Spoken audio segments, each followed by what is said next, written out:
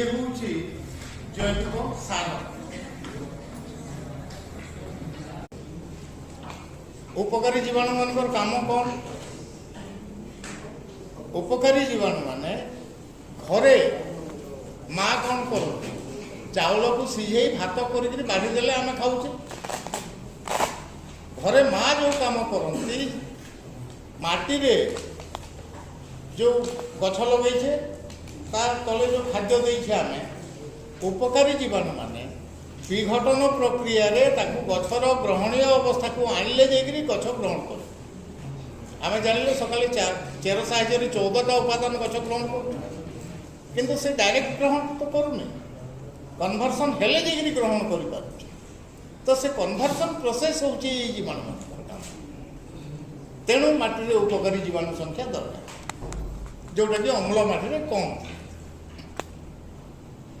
तेणु यही जो जिनस आम से जीवाणु मान जो 7 केजी कंचा गोबर अच्छा आम बेसन देले गुड़ देले उई हुंका माटी देले ये सब खाइबापी आम व्यवस्था कले एवं केवल स्थिर रहिले वंशवृद्धि एत हम ना।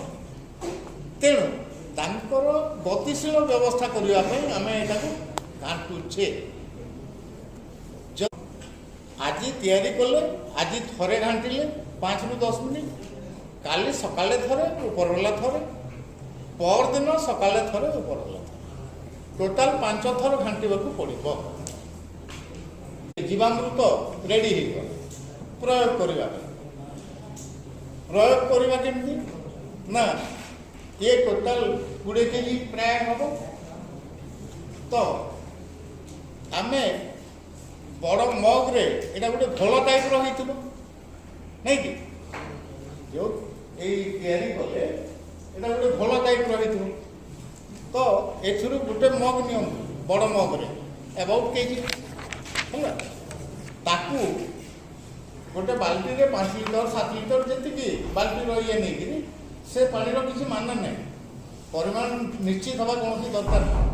गोटे 5 लिटर 6 लिटर एमती पानी नियंतु से जो गोटे मग बाहर कले ताकू से पानी गोल